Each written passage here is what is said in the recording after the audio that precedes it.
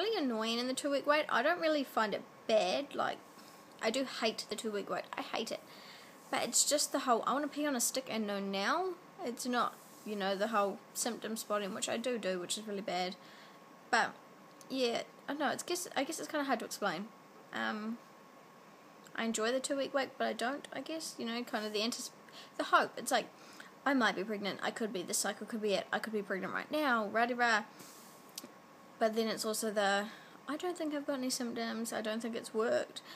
Can I pee on a stick now? I just want to know. Is outflow coming? Things like that. But yeah, it keeps me busy making videos and work pretty much.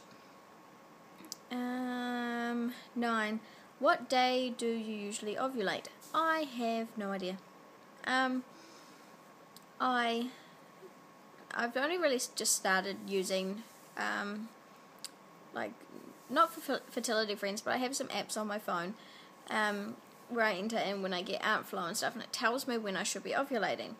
And I kind of just trusted it previously because my periods were bang on. They were always 28-day cycle, always came right on time and were exactly the same. They never changed. You know, it was 3 to 4 days long, and first day was, you know, medium to medium, and then the rest of the days were light, and that was me.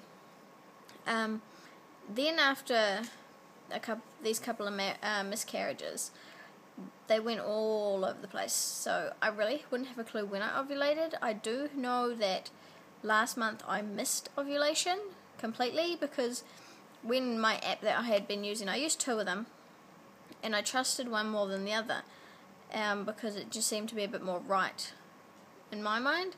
But when I went to go test with an OPK, which they had only just arrived in the mail because I'd only just started using them, and it was supposed to be just before it turned positive, and I peed on it and nothing, and I used them over the next couple of days and nothing. I'd missed it, which meant the other app that I normally don't listen to was right, because it said I had ovulated previous, and I was like, oh, damn it. So this time I obviously have my OPK, so I won't miss it. But I think it's probably around CD14, hopefully. But it might be a little bit closer or later. We'll see. We'll find out.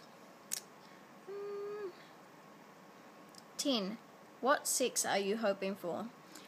I totally thought of that just wrong in my head just then, considering we're talking about all these kind of things. I thought I meant, like, what kind of sex am I hoping for? Like missionary or... Anyway. This is YouTube, can't really talk about that. I really don't care. I'd like a girl, as long as it's a baby, you know, a healthy baby. I really wouldn't mind either way, but I guess I really want a girl. I just want to dress up on cute things, and a lot of my friends have boys, and yeah, I just like a little girl. I would be happy with a boy. I'd be happy if it was both. Well, it'd be a bit weird, but I'd get over it. I just want a baby. I really couldn't care about what's in its pants. 11. How many preggo books do you have? None. Absolutely none. When you get pregnant, you get given a bounty pack, which has like a book about pregnancy in it, you know, week to week, and it has a few samples and stuff in it. I've obviously had 2 of those, and I've read through those, but otherwise I kind of just look online if I want to know anything. I don't really have a book that I consult. 12. How many HPTs do you go through a cycle? I go through about 2, literally. I will kind of try and wait as long as I can, and then I'll get to probably about 10 to 12 days past ovulation, and I'll test, usually around 12, and if that says positive, then I will do another one the next 2 days later, and then if that gets, you know, darker, then that'll be me. If I do one and it says negative, then I will probably have a cry, and in a couple of days time, so if outflow hasn't turned up by like 14 days past ovulation, or 15 or whatever, whenever she's due, and she hasn't shown up, I will do another one, but if she has, I won't bother, because obviously it didn't work.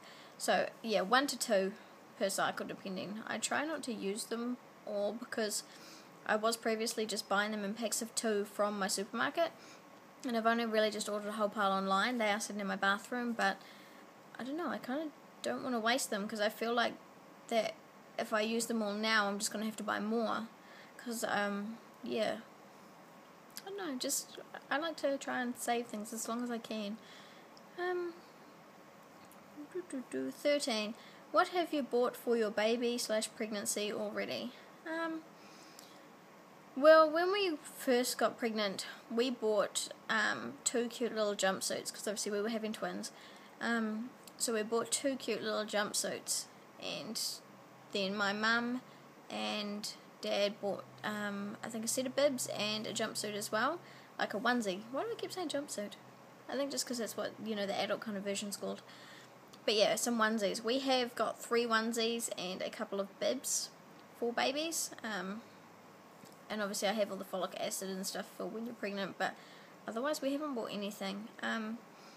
We didn't really want to jinx it because we hadn't got to the 13 weeks yet, and so we just kind of bought, you know, something little, but then we've had no need for them, so we've got them kept up in a box waiting for when we do eventually have our baby, and we will give them to that baby. Just, it's a little way to remember our other ones that we've lost, but also for something for the new one.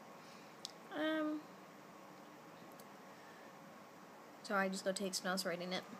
I'm filming this on my phone in case you wonder why I was reading the camera for my text. You know, I'm filming it on my phone, so it came up in the little screen up here.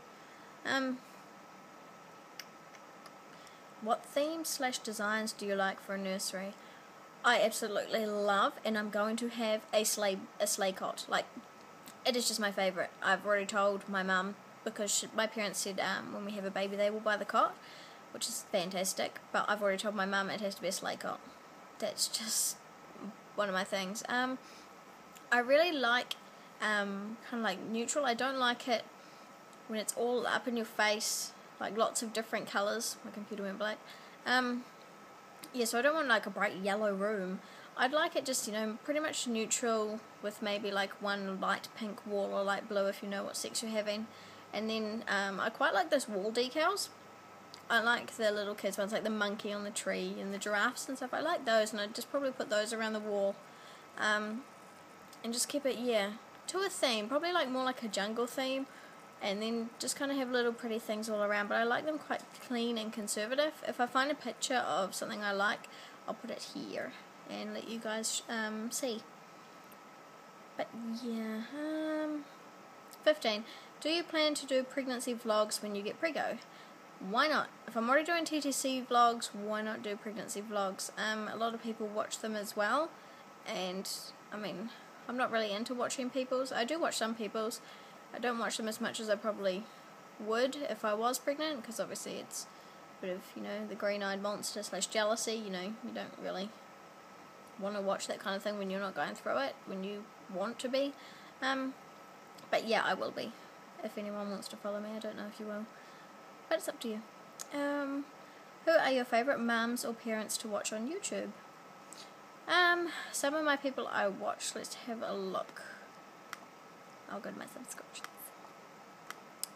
subscriptions. One person I do know I like to watch is Little Old Me. I can't remember what her full name. Little Old Me 2005. Nicole. I do like to watch her videos. I quite like her journey. She's got a very cute little boy. I also like to watch Holding On to Hope, who was previously under a different name, but I really like to watch her videos. She's not from the same country as me. Nicole is, so it's a lot, you know, I kind of relate to hers a lot better, but I do like to watch Holding On to Hope. Those are some of my favourite. Who else?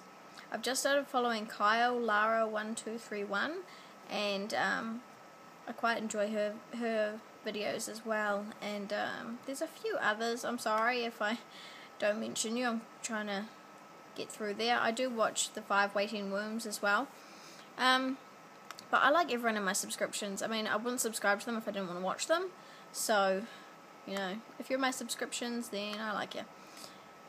Can you even see who people are subscribed to on YouTube? I really don't know if you can. Huh. 17. How do you want your labour/birth plan to go? Easy. I'd really like it to go easy. I've had such a hard time trying to get pregnant that I would really just like my pregnancy and my birth to go so easy, please. But I would do it in the hospital. I don't want a home birth. Being my first, I would be too scared. So yeah, I'd want it in the hospital. I would definitely have drugs because I'm really not good with pain. I would love to do it naturally, but I really don't think I could. I think I'd sit there thinking I was going to die and just start screaming and crying and telling people no until they gave me pain relief. But yeah, I mean, I'd obviously have my partner, my mum, in the room. I'm not too sure about my dad. I'd probably have him in the room, but not where he could see anything. Maybe just, behind my head. But that would be up to him as well. If he didn't want to be in the room, that's fine. But yeah, I probably wouldn't have any friends in there. It sounds bad, but I wouldn't have any friends in there. I'd probably just want it to be me, my partner, my parents. His mum can be outside waiting. I don't want her to see anything of me. That would be a bit weird. I mean, not to say that I don't want her in the room, but I don't know. It's such a personal time, I think, for the mum. Obviously the dad's becoming a father, so it's big for him, but for the mum, it's such a personal time. I think it should be her choice who's in that room because she's got so much more going on. But yeah, I mean, obviously if my partner didn't want someone in the room, then I wouldn't put them in the room. But yeah, if it was up to me, that's who I'd have in there. I already have my midwife picked out. She's been my midwife with the last two that I lost, so I'd stick to the same midwife anyway. And she seems pretty good, so that'll be sweet. I did, in my reading, which I mentioned earlier, it did say that I wouldn't have an easy birth, which makes me really worried.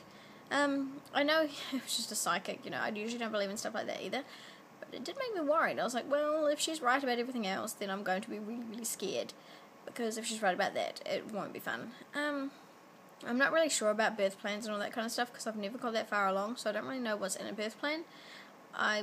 I'm the type of person who I don't really want to know anything about pregnancies or birth or anything until it's me experience it. If you're pregnant and you start telling me about, at week 27 this is what happens, or I have to do this, and I'm going for my glucose test, and when I give birth this is what, happens, and you learn this and this and this, I really couldn't care. I just want to learn myself. I don't want to learn through your pregnancy. I don't want to learn through anyone else's. I just want to learn me. I will have my mum there helping, but I want to learn everything myself with, it's kind of like as if none of your other friends had kids and you had to learn everything. You were the first one. That's how I want it to be. I don't want to focus on your baby. I want to focus on mine and my body. Is that selfish? I don't know. If that's selfish, then I guess I'm a selfish person, but not to say that I don't care about other people's births and like their babies and what they've done, but really don't tell me, oh, when you get to week 26 you have this and this, and you're going to get all these back pains that no one ever told you about, and you're going to have like all these vaginal tears that no one told you about. But yeah, I really don't want to know about this stuff. Just let me learn it. Just let me do it. That's all the questions. 17 is such a weird number of questions. Like, why isn't it like 25, 20, 15, 17? I don't know. It's not even like pregnancy is 17 weeks long. Well, we'll see. But yeah, that's the TTC tag, and those are all my answers. If some of you don't agree with anything, please don't leave horrible comments. I keep getting hiccups through this whole video. Yeah. But yeah, everyone else should do this tag as well. So if you've watched it, you're tagged. Questions are down below as well, so that you guys will know what the questions were and can read them like I kind of did, because that's what I did of someone else's. But thank you for watching. A few other updates quickly. Wow, this is a really long video. It's going to be half an hour. My bad. Oops. A few other questions. No updates, not questions.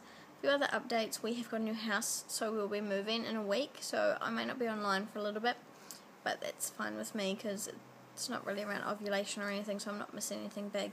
And it'll only be like a day or two, which I'm so excited about. Aunt Flo has kind of gone away. Read my blog if you want to know why I say kind of, but she's kind of gone away. So I'm up to CD 5. Yeah, CD 5 now. I'm on CD day 5. So I'm so excited. Anyway, I will do probably another update later on, and anything else I think of. So I hope you enjoyed my TTC tag, and please follow it on. Bye.